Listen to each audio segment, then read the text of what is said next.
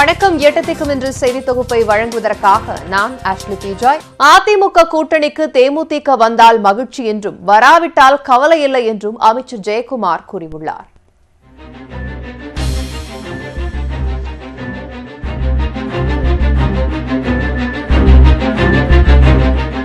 தேமுதிகவுடனான கூட்டணி பேச்சுவார்த்தையில் இழுபறி ஏற்பட்டு வரும் நிலையில் கோயம்பேட்டில் உள்ள அக்கட்சி தலைமை அலுவலகத்தில் அக்கட்சியின் துணை செயலாளர் LK சுதீஷ் முக்கிய நிர்வாகிகளுடன் ஆலோசனை நடத்தினார்.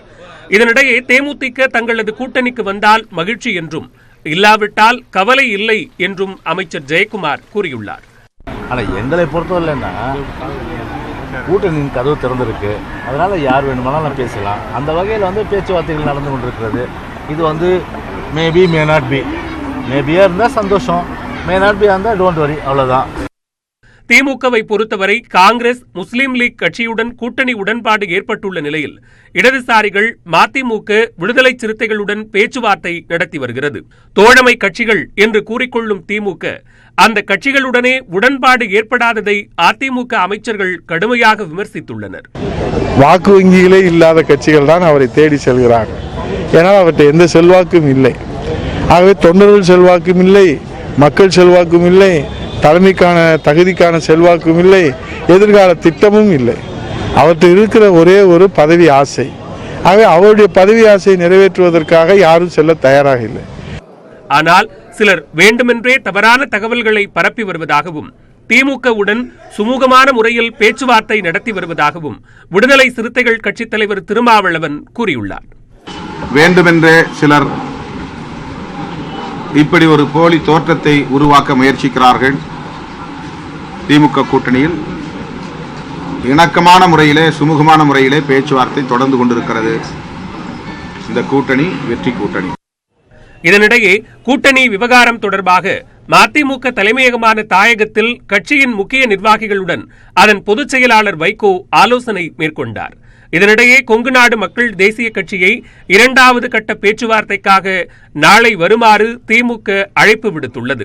நாடாளுமன்ற தேர்தல் அறிவிப்பு ஓரிரு வாரங்களில் வெளியாகும் என்ற நிலையில் தமிழகத்தில் கூட்டணி முடிவுகள் பரபரப்புடன் வெளியாகிக் கொண்டிருக்கிறது. அதிமுகவுடன் கூட்டணி வைத்திருப்பதால் பாமகவின் கொள்கையை விட்டுக் கொடுக்க மாட்டோம் என பாமக இளைஞரணி தலைவர் அன்புமணி ராமதாஸ் விளக்கமளித்துள்ளார். ஒரு கட்சியை விமர்சித்தால் அந்த கட்சியுடன் கூட்டணி அமைக்க கூடாதா என கேள்வி எழுப்பிய அவர், கடந்த தேர்தல்களில் மக்கள் தங்களுக்கு வாக்களிக்காததால் தங்களது வியூகத்தை மாற்றியிருப்பதாகவும் கூறியுள்ளார்.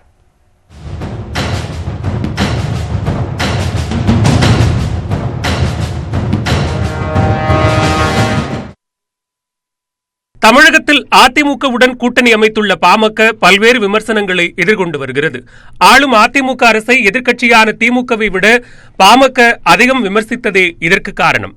இனி வேண்டாம் சூரியன், இனி வேண்டாம் இரட்டை இலை, இனி வேண்டாம் வேறு கட்சிகள், மாம்பழம்தான் மாற்றத்தை கொடுக்கும், பெண்களை வாழ வைக்கும்.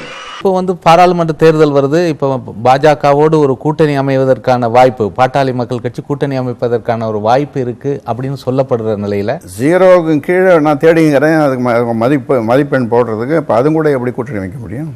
அதிமுகவுடன் கூட்டணி அமைத்தது தொடர்பாக சென்னை நட்சத்திர ஓட்டலில் செய்தியாளர்களை சந்தித்து அன்புமணி ராமதாஸ் விளக்கம் அளித்தார்.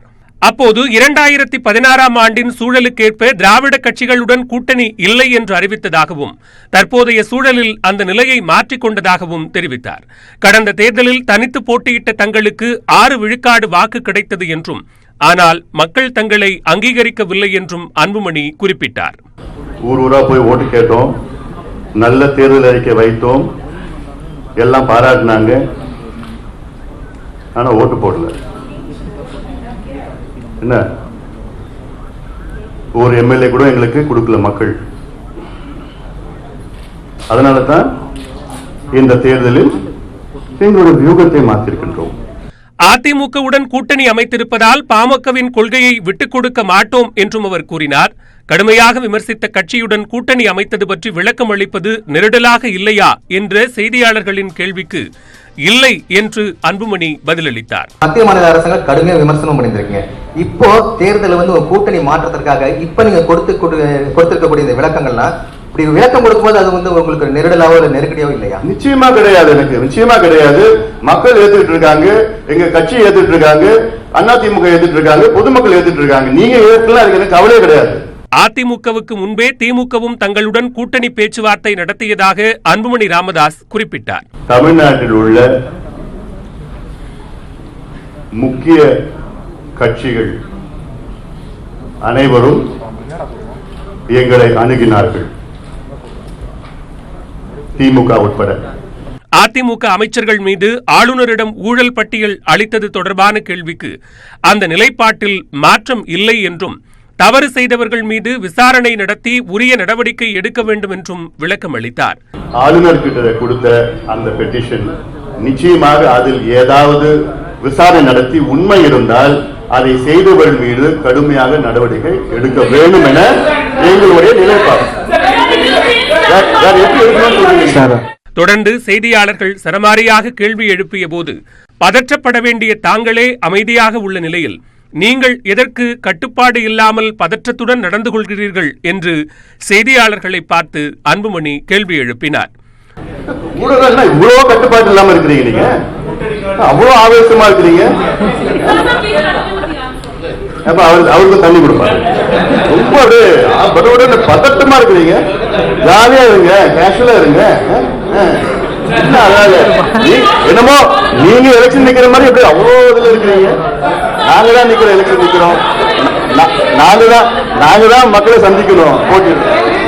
குட்கா முறைகேடு பற்றிய கேள்விக்கு விசாரணை நடைபெற்றுக் கொண்டிருக்கிறது என்று அன்புமணி ராமதாஸ் பதிலளித்தார்.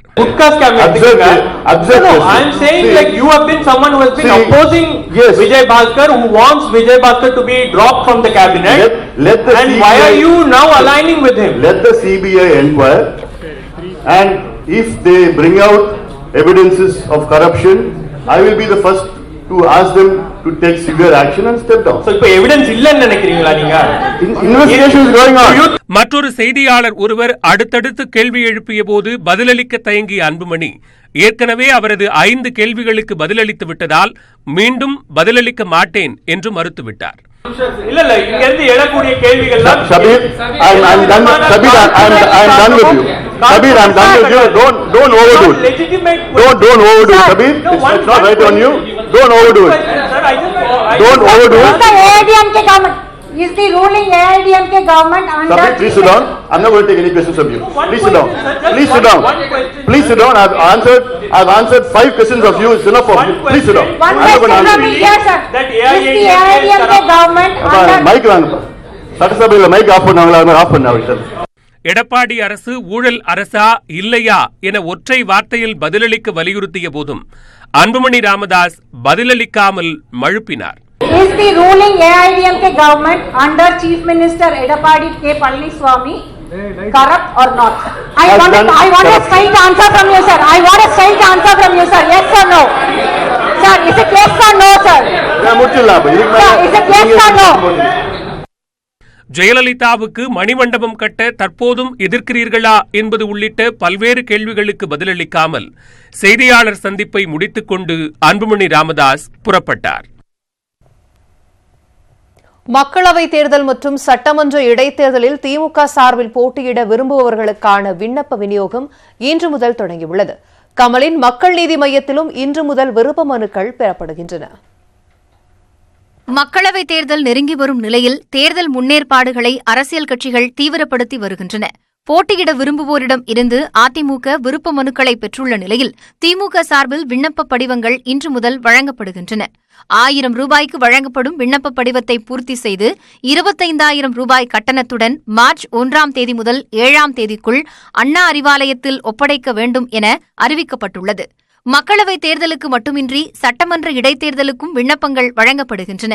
பூந்தமல்லி சட்டமன்ற தொகுதியில் போட்டியிடுவதற்காக வீரமணி என்பவர் முதல் நபராக விண்ணப்பத்தை பெற்றார். அதனைத் தொடர்ந்து தென் சென்னை நாடாளுமன்ற தொகுதியில் போட்டியிட விருப்பம் தெரிவித்து அக்கட்சியின் நட்சத்திர பேச்சாளர் காசிமுத்து மாணிக்கம் உள்ளிட்ட 20க்கும் மேற்பட்டோர் விருப்ப மனுக்களை பெற்றுச் சென்றனர். மத்திய சென்னை தொகுதியில் போட்டியிட தலைமை கழக பேச்சாளர் GS மோகன், வழக்கறிஞர் பிரிவைச் சேர்ந்த சூர்யா வெற்றிக்கொண்டான் பெரம்பலூர் நாடாளுமன்ற தொகுதியில் போட்டியிட விருப்ப மனுக்களை பெற்றுச் சென்றனர். தலைமை கழக வழக்கறிஞராக இருக்கின்றேன். பெரம்பலூர் நாடாளுமன்ற தொகுதிக்கு வேட்புமனு இன்று பெற்றுக் கொண்டிருந்தேன். தலைவர் ஆசீர்வாதத்துடன் நாட்டை ஆள வேண்டிய தலைவனை தலைவர் அடையாளம் காட்டிய காரணத்தினால் வெற்றி கூட்டணியின் வேட்பாளராக இருக்க ஆசைப்பட்டு மனுவை பெற்றிருக்கின்றேன். தலைவர் ஆசீர்வாதத்துடன் தேர்தலில் அனுமதி கிடைத்தால் நிற்பேன். தோழமை கட்சிகளுக்கு ஒதுக்கப்படும் தொகுதிகளில் விண்ணப்பம் செய்வோருக்கு அவர்கள் செலுத்திய விண்ணப்ப கட்டணம் திருப்பி வழங்கப்படும் என்றும் கூறப்பட்டுள்ளது. இதேபோன்று மக்கள் நீதி மய்யம் கட்சியின் சார்பில் ஆன்லைன் மூலம் இன்று முதல் விருப்ப மனுக்களை பெறும் பணி தொடங்கியுள்ளது. சென்னை விமான நிலையத்தில் செய்தியாளர்களிடம் பேசிய அக்கட்சியின் தலைவர் கமல்ஹாசன், ஒத்த கருத்து உள்ளவர்கள், தமிழகத்தில் மாற்றம் வேண்டும் என நினைப்பவர்கள் யாராக இருந்தாலும் விருப்ப மனு அளிக்கலாம் என்று கூறினார். ஒத்த கருத்துடையவர்கள், நாங்கள் நேற்று சில விஷயங்கள் சொல்லியிருக்கோம். அந்த எண்ணம் உள்ளவர்கள், மாற்றம் வேண்டும் என்று நினைப்பவர்கள் எல்லாம் தனக்கு தெரிந்த, அதாவது எல்லாரும் கூட்டம் கூட முடியாது, தகுதி உள்ளவர்கள் விண்ணப்பிக்கலாம். அல்லது உங்களுக்கு தெரிந்த தகுதி உள்ளவர்கள் என்ற அந்த வட்டாரத்தில் உள்ளவர்கள் சிறந்தவர் என்று தோன்றுபவர்களை நீங்கள் பரிந்துரைக்கலாம். நாங்கள் அதை மீண்டும் பரிசீலனை செய்து எங்கள் முடிவுகளை மார்ச் 5ஆம் தேதி வரை விருப்ப மனுவை சமர்ப்பிக்கலாம் என்றும் கட்டணம் 10,000 ரூபாய் என்றும் கமல்ஹாசன் கூறியுள்ளார். இதேபோன்று தேமுதிகவிலும் 2ஆம் நாளாக விருப்ப மனு விநியோகம் நடைபெற்றது. கூட்டணியில் நிலவும் இழுபறி காரணமாகவும் அஷ்டமி என்பதாலும் விண்ணப்ப விநியோகம் மந்தமாகவே காணப்பட்டது. தேர்தலில் வெற்றியை கருத்தில் கொண்டே கூட்டணிகள் அமைக்கப்படுவதாகவும் கூட்டணி வேறு கொள்கை வேறு என்றும் முதலமைச்சர் எடப்பாடி பழனிசாமி தெரிவித்துள்ளார். சேலம் போஸ் மைதானத்தில் உள்ள நேரு கலையரங்கில் அரசு நலத்திட்ட உதவிகள் வழங்கும் விழா நடைபெற்றது. இந்நிகழ்ச்சியில் முதலமைச்சர் எடப்பாடி பழனிசாமி கலந்து கொண்டு 64 கோடியே 73 லட்சம் ரூபாய் மதிப்பீட்டில் முடிவுற்ற திட்டப்பணிகளை திறந்து வைத்தார். 202 கோடியே 47 லட்சம் ரூபாய் மதிப்பில் உள்ள புதிய திட்டங்களுக்கு அவர் அடிக்கல் நாட்டினார்.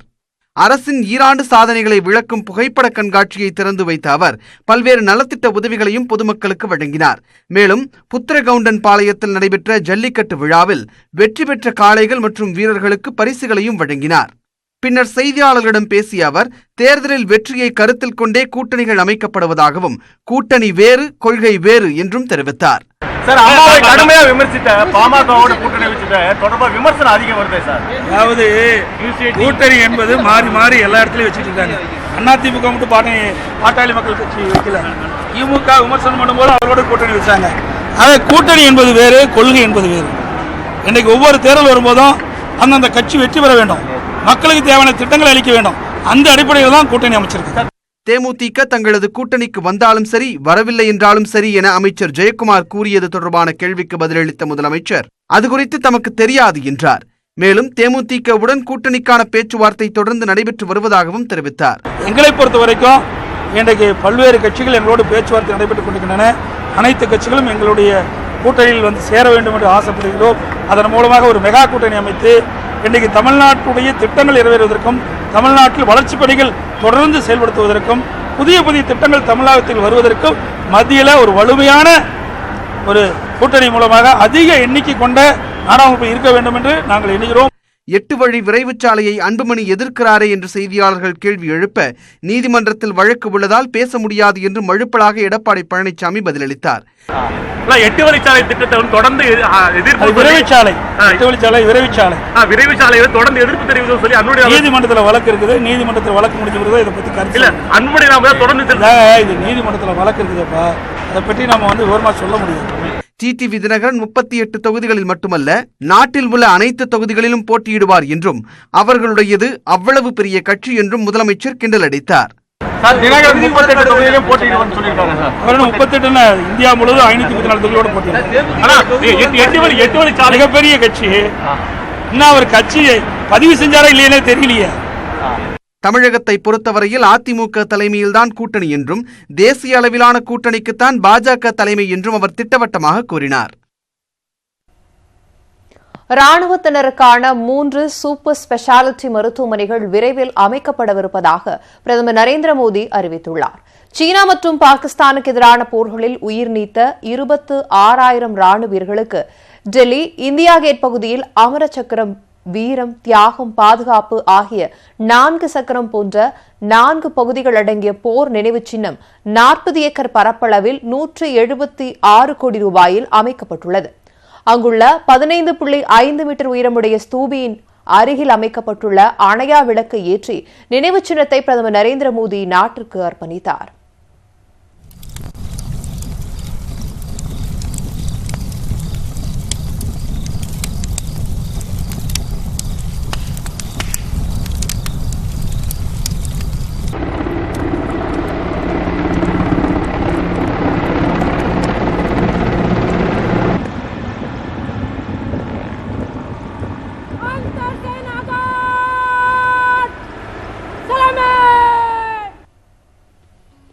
அர்ப்பணிப்பு நிகழ்ச்சியில் பேசிய பிரதமர், வீரர்களின் தியாகத்தால் உலகின் வல்லமைமிக்க ராணுவங்களில் ஒன்றாக இந்தியா விளங்குவதாகவும் பல சதாப்தங்கள் காத்திருப்பு முடிந்து நினைவு சின்னம் திறக்கப்படுவதாகவும் தெரிவித்தார்.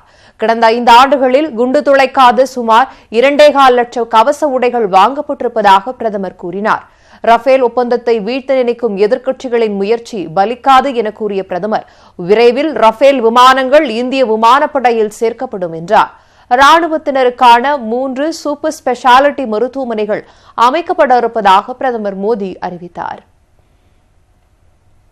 कि आपके लिए सुपर स्पेशलिटी अस्पताल बनाए जाएं। आज इस ऐतिहासिक अवसर पर मुझे आपको ये बताने का सौभाग्य मिला है कि एक नहीं बल्कि हम ऐसे 3 सुपर स्पेशलिटी अस्पताल बनाने जा रहे हैं. பிரதமரின் உரைக்கு பிறகு ஹெலிகாப்டர்கள் ரோஜா இதழ்களை நினைவு சின்னத்தின் மீது தூவின. வீரர்களின் மறைவு குறிக்கும் வகையில் ஒரு விமானம் மட்டத்திற்கு மட்டும் நடுவில் இடைவெளி விட்டு மிஸ்ஸிங் மேன் வடிவில் விமானங்கள் பறந்தன.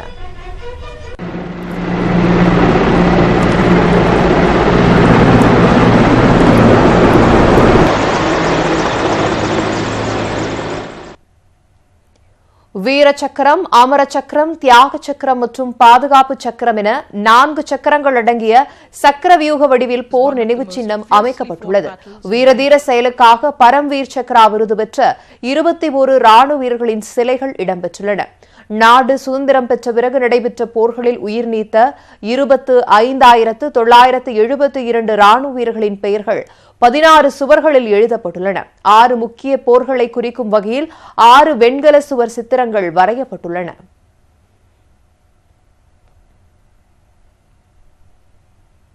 தொழிலதிபர் விஜய் மல்லையாவிடமிருந்து கடனை திரும்பப் பெறுவதில் வங்கிகளுக்கு தொடர்ந்து சிக்கல் நீடித்து வருகிறது. லண்டனில் இருக்கும் தொழிலதிபர் விஜய் மல்லையாவின் சொத்துக்களில் பெரும்பாலானவை அவர் பெயரில் இல்லாததால் சொத்துக்களை விற்று கடனை மீட்கும் நடவடிக்கையில் சுணக்கம் ஏற்பட்டுள்ளது. விஜய் மல்லையா தர வேண்டிய கடன் தொகைக்கு லண்டனில் உள்ள அவரது சொத்துக்களை பறிமுதல் செய்ய அனுமதி அளிக்கப்பட்டிருந்தது. இந்த நிலையில் லண்டனில் அவரிடம் இருக்கும் சில கார்கள் மற்றும் 2 சொகுசு படகுகளை தவிர்த்து மற்ற சொத்துக்கள் அனைத்தையும் அவருடைய அம்மா மற்றும் பிள்ளைகளின் பெயரில் அவர் வைத்திருக்கிறார். இந்த நிலையில் இந்திய வங்கிகள் தரப்பில் விஜய் மல்லையா பெயரில் இருக்கும் சொத்துக்கள் குறித்த தகவல்களை வழங்க லண்டன் நீதிமன்றத்தில் வழக்கு தொடரப்பட்டது. அதற்கு முன்னதாக விஜய் மல்லையாவின் நிறுவனங்கள் திவாலாகிவிட்டதாக அறிவிக்க கோரி வங்கிகள் தரப்பில் தொடரப்பட்ட வழக்கு நிலுவையில் இருப்பதால் இந்த வழக்கை விசாரிக்க கூடாது என்று விஜய் மல்லையா தரப்பில் வழக்கு தொடரப்பட்டது.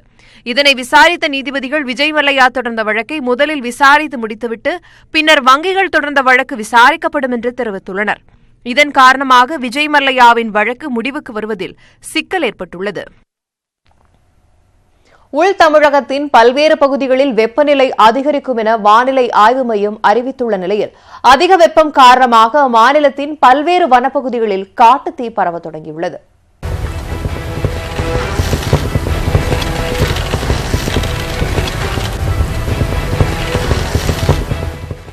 நீலகிரி மாவட்டத்தில் தமிழக கர்நாடக எல்லையான பந்திப்பூர் வனப்பகுதியில் பற்றி எரியும் காட்டுத்தீயை அணைக்கும் முயற்சி தீவிரப்படுத்தப்பட்டுள்ளது. முதுமலை புலிகள் காப்பகத்தை ஒட்டிய சாம்ராஜ்நகர் மாவட்டத்தில் கடந்த 1 வாரமாக காட்டுத்தீ கொழுந்து விட்டு எரிகிறது. 10 கிலோமீட்டர் தொலைவுக்கு சுமார் 7500 ஏக்கர் பரப்பளவில் காட்டுத்தீ பரவியுள்ளது. சுற்றிச் சுழன்றடிக்கும் காற்று காய்ந்த சருகுகள் மற்றும் புற்களின் மீது தீயை வேகமாக பரவச் செய்கிறது. பசுந்தலைகளை வெட்டி போட்டும் தீத்தடுப்பு வளையங்கள் அமைத்தும் காட்டுத்தீயை கட்டுப்படுத்தும் முயற்சி மேற்கொள்ளப்படுகிறது. வனத்துறையினர் மற்றும் தீத்தடுப்பு குழுவினர் உட்பட 1500 பேர் தீத்தடுப்பு பணிகளில் ஈடுபட்டு வருகின்றனர். பந்திப்பூர் வனம் யானை, புலிகள் என அரிய விலங்குகள் மற்றும் மரங்களின் புகலிடமாக இருப்பதால் விலங்குகளை பாதுகாக்கவும் முயற்சி மேற்கொள்ளப்படுகிறது. காட்டுத்தீ காரணமாக பந்திப்பூர் கூடலூர் நெடுஞ்சாலையில் போக்குவரத்து பாதிக்கப்பட்டுள்ளது. இதனிடையே பந்திப்பூர் வனப்பகுதியில் காட்டுத்தீயை அணைக்க மத்திய அரசின் உதவி கோரப்பட்டுள்ளதாக கர்நாடக முதலமைச்சர் குமாரசாமி கூறியுள்ளார். பாதுகாப்பு அமைச்சகத்தின் சார்பில் 4 ஹெலிகாப்டர்களை அனுப்ப ஒப்புக்கொண்டுள்ளதாகவும் அவர் தெரிவித்துள்ளார். இதேபோல் சத்தியமங்கலம் அருகே மலை உச்சியில் உள்ள இக்கலூர் வனப்பகுதியிலும் காட்டுத்தீயால் பெரும் சேதம் ஏற்பட்டுள்ளது. மலை உச்சிக்கு செல்ல முறையான பாதை இல்லாததால் காட்டுத்தீயை அணைப்பதில் சிக்கல் ஏற்பட்டுள்ளது. மான்கள், குரங்குகள் உள்ளிட்ட விலங்குகள் உயிரிழந்துள்ளதாகவும் பல விலங்குகள் வனத்திற்குள் இடம்பெயர்ந்துள்ளதாகவும் வனத்துறையினர் கூறுகின்றனர்.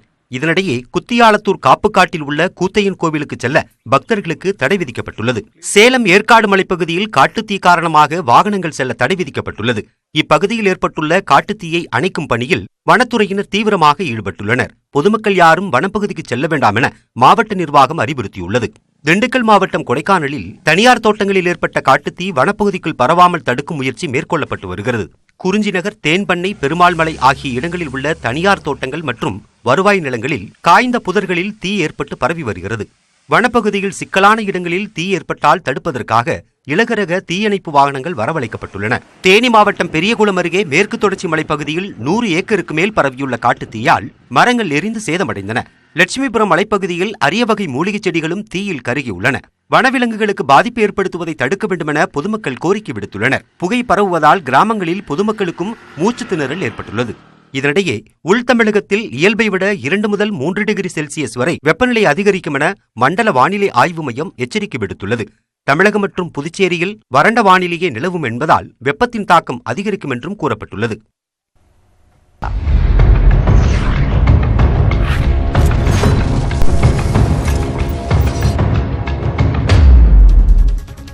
பிரதமர் நரேந்திர மோடி குறித்த தமிழ் ஹேஷ்டாக் ஒன்று தேசிய அளவில் ட்ரெண்டாகி வருகிறது. பிரயாக்ராஜில் நடைபெற்று வரும் கும்பமேளாவில் நரேந்திர மோடி நேற்று பங்கேற்று திரிவேணி சங்கமத்தில் புனித நீராடினார். இந்த புகைப்படம் இணையத்திலும் எல்லா நாளிதழ்களிலும் தவறாமல் இடம் பிடித்தது. இந்த நிலையில் ஆத்தோட அடிச்சிட்டு போகப்படாதா என மோடி நீராடிய புகைப்படத்தை பதிவிட்டு ட்விட்டரில் ஒரு ஹேஷ்டாக் உருவாக்கப்பட்டுள்ளது.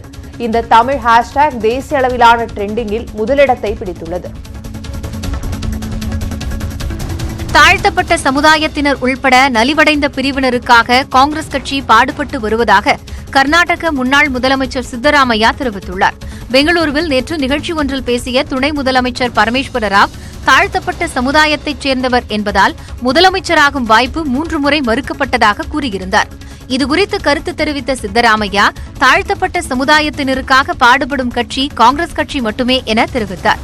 பரமேஸ்வர ராவ் எந்த அடிப்படையில் இந்த குற்றச்சாட்டை முன்வைத்தார் என்பது தெரியவில்லை என்றும் அவர் குறிப்பிட்டுள்ளார்.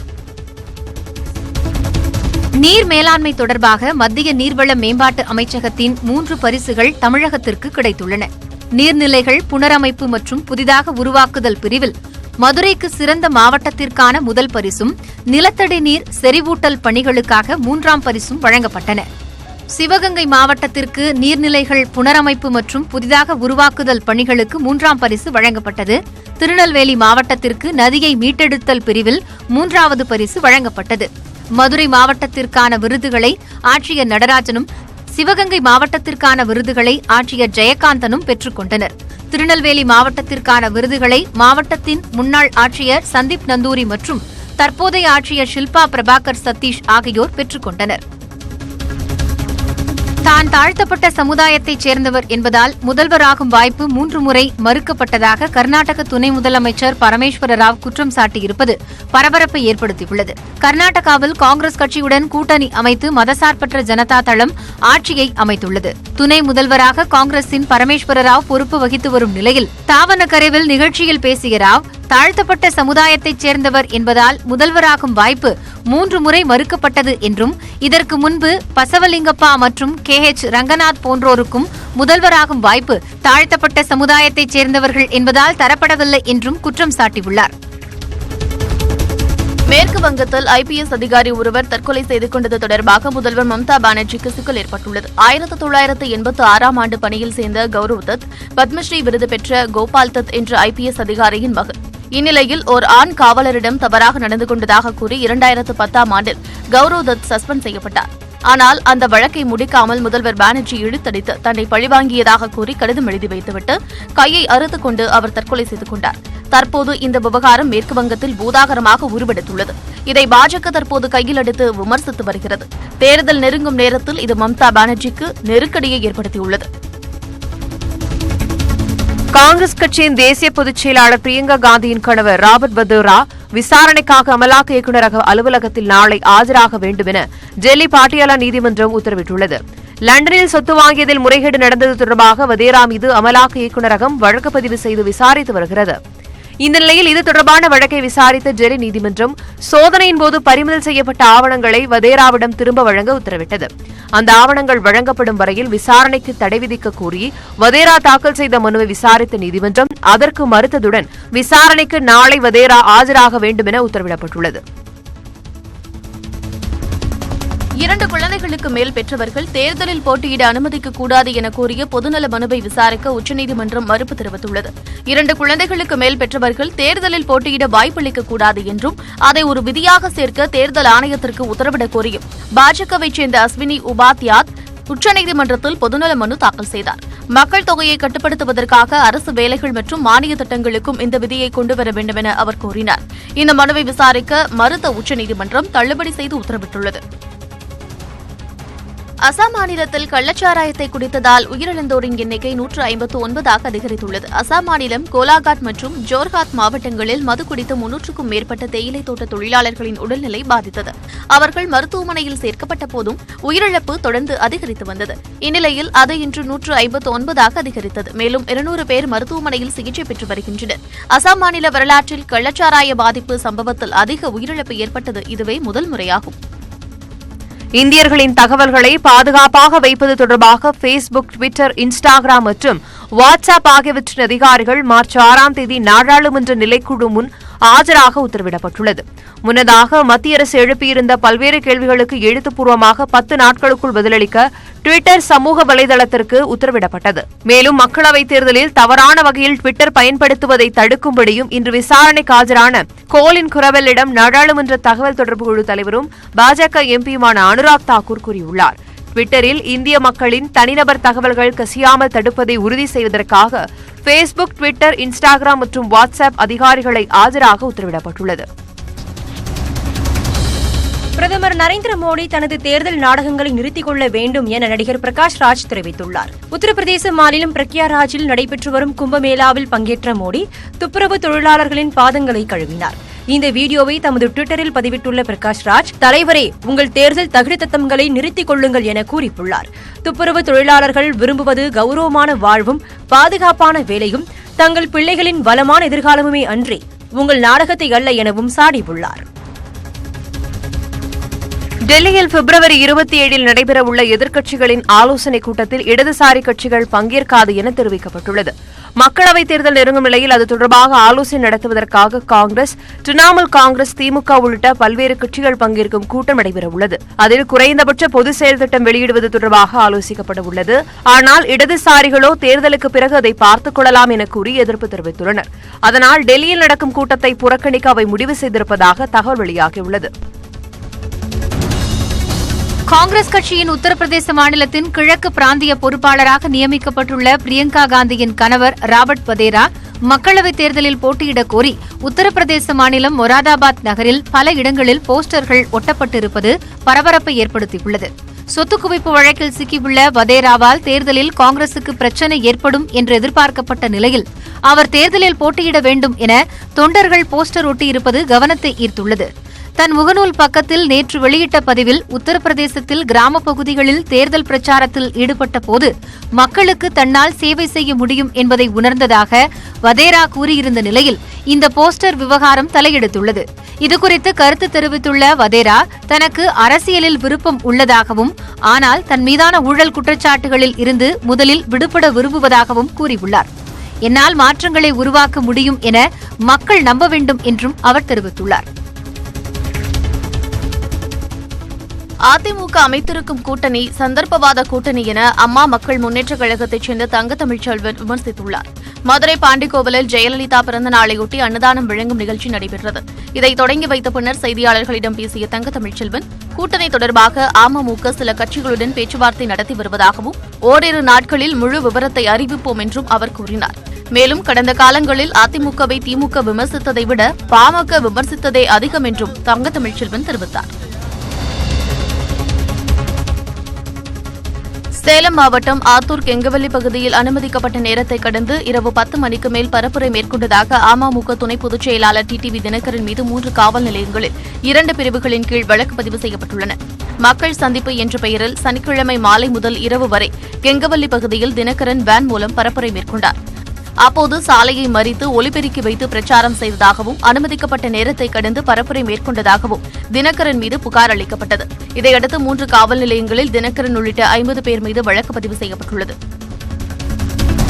திண்டுக்கல்லில் அரசு விழாவில் அமைச்சர் வாக்கு சேகரித்தது அனைவருக்கும் அதிர்ச்சியை ஏற்படுத்தியது. திண்டுக்கல்லில் உள்ள தனியார் பள்ளியில் அரசு நலத்திட்ட உதவிகள் வழங்கும் விழா நடைபெற்றது. விழாவில் அமைச்சர் திண்டுக்கல் ஸ்ரீனிவாசன் கலந்து கொண்டு நலத்திட்ட உதவிகளை வழங்கினார். பின்னர் அதிமுக அரசின் சாதனைகளை பட்டியலிட்ட அமைச்சர் ஸ்ரீனிவாசன், வரும் நாடாளுமன்ற தேர்தலில் அதிமுகவுக்கு வாக்களித்தால் இந்த சாதனைகள் தொடரும் என்று குறிப்பிட்டார். நாடாளுமன்ற தேர்தலுக்கு பிறகு அம்மா மக்கள் முன்னேற்றக் கழகம் காணாமல் போகும் என்று அமைச்சர் தங்கமணி விமர்சித்துள்ளார். நாமக்கல் வள்ளிபுரத்தில் லாரி உரிமையாளர்கள் சம்மேளனத்திற்கான புதிய கட்டட திறப்பு விழா நடைபெற்றது. இந்த விழாவில் பங்கேற்ற பின்னர் செய்தியாளர்களிடம் பேசிய அமைச்சர் தங்கமணி, நாடாளுமன்ற தேர்தலுக்கு பின்னர் டிடிவி தினகரனின் கட்சி காணாமல் போகும் என்று தெரிவித்தார்.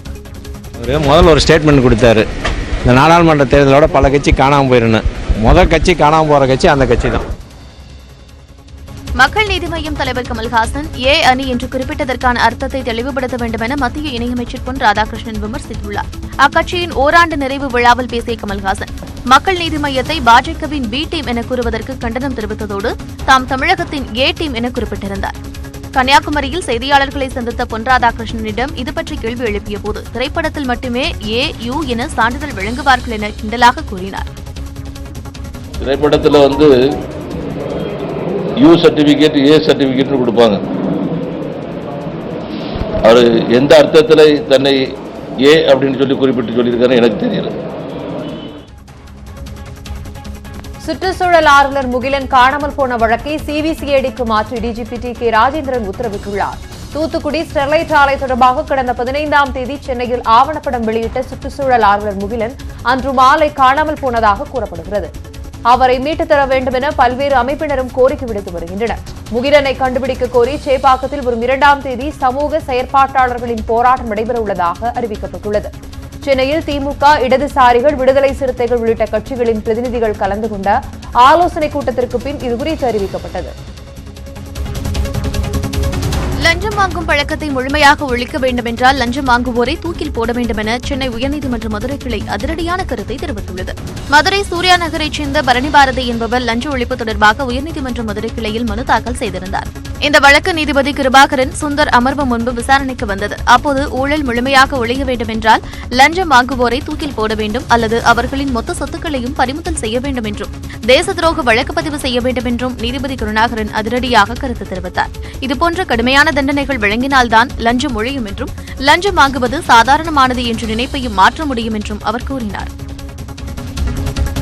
ஜெயலலிதா மரணம் தொடர்பான விசாரணைக்கு வரும் 28ஆம் தேதி ஆஜராகுமாறு துணை முதலமைச்சர் ஓ பன்னீர்செல்வத்திற்கு ஆறுமுகசாமி ஆணையம் சம்மன் அனுப்பியுள்ளது. முன்னதாக 3 முறை இவருக்கு சம்மன் அனுப்பியும் நேரில் ஆஜராகவில்லை. இதேபோல் அப்போலோ மருத்துவர்கள் 7 பேர் வரும் 27ஆம் தேதி ஆஜராகுமாறும் ஆணையம் உத்தரவிட்டுள்ளது. இதனிடையே ஆறுமுகசாமி ஆணையத்திற்கு வழங்கப்பட்ட கால அவகாசத்தை தமிழக அரசு மேலும் 4 மாதம் நீட்டித்துள்ளது. 7 பேரின் விடுதலைக்காக பேரறிவாளனின் தாயார் அற்புதமாள் நடத்தும் போராட்டத்தில் கலந்து கொள்ள மாட்டோம் என மதிமுக பொதுச் செயலாளர் வைகோ தெரிவித்துள்ளார். நக்கீரன் இதழ் ஆசிரியர் கோபால் கைது செய்யப்பட்ட போது சாலை நடுவே போராட்டம் நடத்தியது தொடர்பான வழக்கில் எழும்பூர் நீதிமன்றத்தில் வைகோ ஆஜராகி விளக்கமளித்தார். அதன் பிறகு செய்தியாளர்களிடம் பேசிய அவர், நாங்கள் அழைத்த போராட்டத்திற்கு அற்புதமாள் வராததால் அவரது மனிதச்சங்கிலி போராட்டத்தில் நாங்கள் கலந்து கொள்ள மாட்டோம் என்றார். இந்த மனிதச்சங்கிலி போராட்டத்தில் கலந்து கூடாதுன்னு கேட்டாங்க. எங்க நிலைமையை சொல்லிட்டோம். அது அவங்க நடத்துறாங்க, அவங்க ஜனநாயக உரிமை. நாங்கள் அழைத்து எல்லாரும் வந்து ஆயிரக்கணக்கில் வந்த போது கூட அதை உதாசீனம் செய்தவர்கள் நடத்துகின்ற இடத்துல நாங்கள் கலந்துக்கிட மாட்டோம். திமுக தலைவர் மு.க. ஸ்டாலினின் வாழ்க்கை வரலாற்றை அறியும் வகையில் சென்னை அண்ணா அறிவாலயத்தில் புகைப்பட கண்காட்சி நடைபெறுகிறது.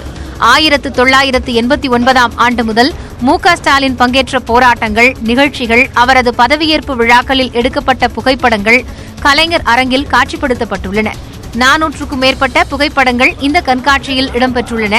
இக்கண்காட்சியை பொதுமக்கள் இலவசமாக பார்க்க ஏற்பாடு செய்யப்பட்டுள்ளது. சென்னை போரூரில் தனியார் நிறுவனத்தின் வாடகை கார்கள் தீயில் எரிந்து சேதமடைந்தது குறித்து காவல்துறையினர் விசாரணை மேற்கொண்டு வருகின்றனர். நாகராஜ் என்பவருக்கு சொந்தமான U2 வாடகை கார் நிறுவனத்தின் கார்கள் போரூரில் உள்ள தனியார் நிலத்தில் நிறுத்தி வைக்கப்பட்டிருந்த போது தீப்பற்றி எரிந்தன. 211 கார்களில் 176 கார்கள் முழுமையாக எரிந்து சேதமடைந்தன.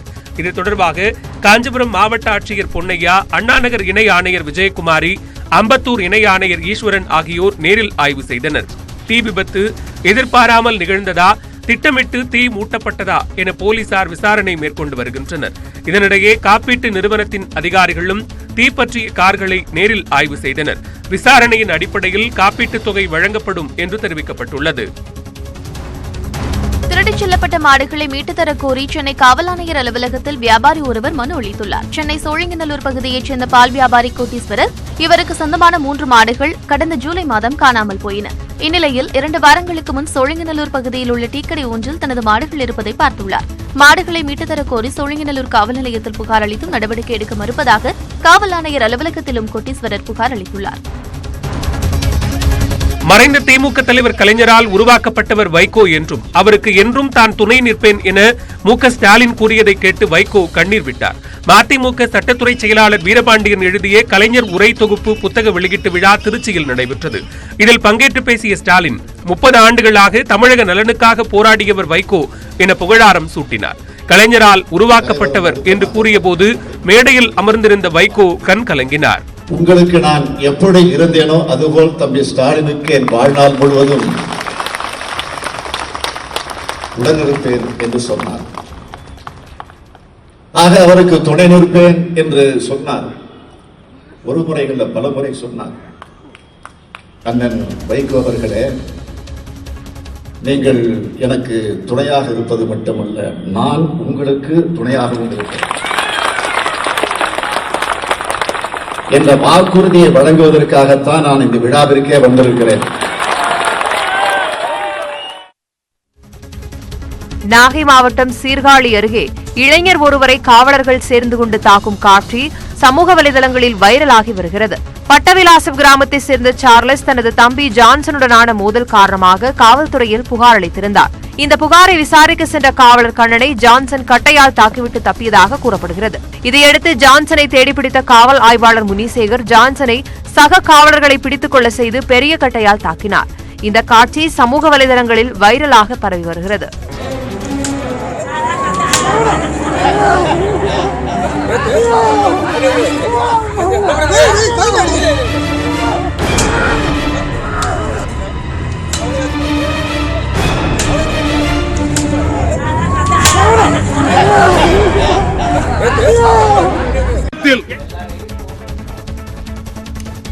திருப்பூரில் பெட்ரோல் பைப்லைன் திட்டத்திற்கு எதிர்ப்பு தெரிவித்து மாவட்ட ஆட்சியர் அலுவலகத்தில் தர்ணாவில் ஈடுபட்ட விவசாயிகள் காவல்துறையினருடன் வாக்குவாதத்தில் ஈடுபட்டனர். கோவை மாவட்டம் இருகூரிலிருந்து கர்நாடகத்தின் தேவனகுந்திக்கு பெட்ரோல் கொண்டு செல்வதற்காக தமிழகத்தின் 7 மாவட்டங்கள் வழியே குழாய் பாதை அமைக்கப்பட உள்ளது. இதனை விளைநிலங்களில் அமைக்காமல் நெடுஞ்சாலைப்புறங்களில் அமைக்க வேண்டும் என விவசாயிகள் வலியுறுத்தியுள்ளனர். இந்த கோரிக்கைகளுக்காக மாவட்ட ஆட்சியரை சந்திக்க அனுமதிக்காததால் போலீசாருடன் விவசாயிகள் வாக்குவாதத்தில் ஈடுபட்டனர்.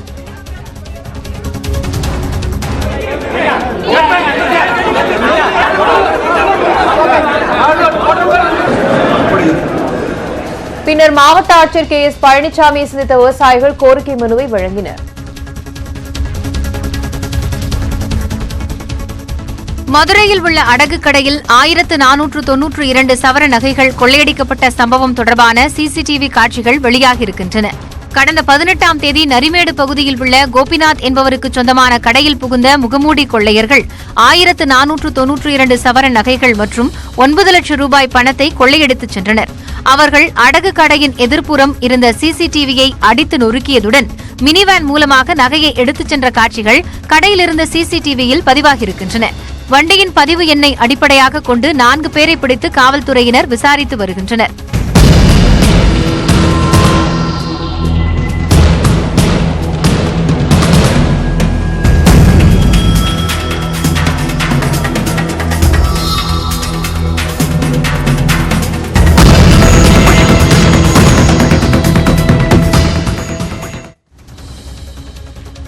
நீலகிரி மாவட்டம் கூடலூரில் கொடியேற்றுவதில் அதிமுக அமமுகவினரிடையே மோதல் ஏற்பட்டதால் பிரச்சினைக்குரிய கொடிக்கம்பம் முழுமையாக அகற்றப்பட்டது.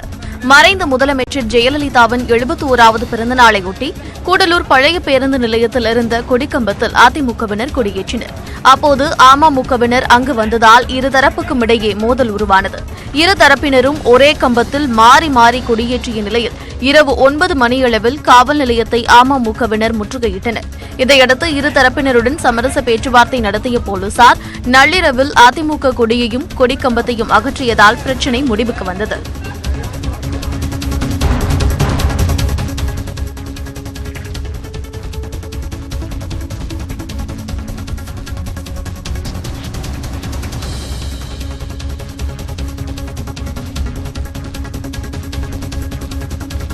இந்தியா மீது ஒரு அணுகுண்டு வீசினால் அவர்கள் 20 குண்டுகளை வீசி பாகிஸ்தானை அழித்து விடுவார்கள் என அந்நாட்டு முன்னாள் அதிபர் ஜெனரல் முஷரப் எச்சரித்துள்ளார். துபாயில் செய்தியாளர்களை சந்தித்த அவர், அணு ஆயுத போர் என்ற நிலை ஏற்பட்டால் இந்தியா மீது 50 அணுகுண்டுகளை வீசி அவர்கள் எதிர்த்தாக்குதல் நடத்தாவண்ணம் பாகிஸ்தான் முதல் தாக்குதலை நடத்த தயாரா என கேள்வி எழுப்பினார்.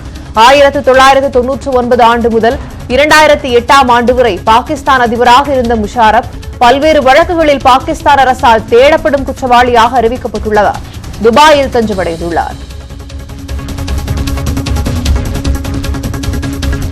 இந்தியாவில் இருந்து தக்காளிகள் அனுப்பப்படுவது நிறுத்தப்பட்டிருப்பதால் பாகிஸ்தானில் தக்காளி விலை வரலாறு காணாத அளவுக்கு உயர்ந்துள்ளது. பாகிஸ்தானுக்கு மத்திய பிரதேசத்திலிருந்து அதிக அளவில் தக்காளி அனுப்பப்பட்டு வந்தது. சாலை வழியாக தினசரி 50 முதல் 100 லாரிகளில் தக்காளிகள் கொண்டு செல்லப்பட்டன. இந்நிலையில் புல்வாமா தாக்குதலுக்கு பிறகு பாகிஸ்தானுக்கு தக்காளி அனுப்புவதை விவசாயிகள் நிறுத்தினர். தங்களுக்கு இழப்பு ஏற்பட்டாலும் கவலைப்படாமல் தக்காளி அனுப்புவதை நிறுத்திய விவசாயிகளுக்கு சல்யூட் என முதல்வர் கமல்நாத் பாராட்டியுள்ளார்.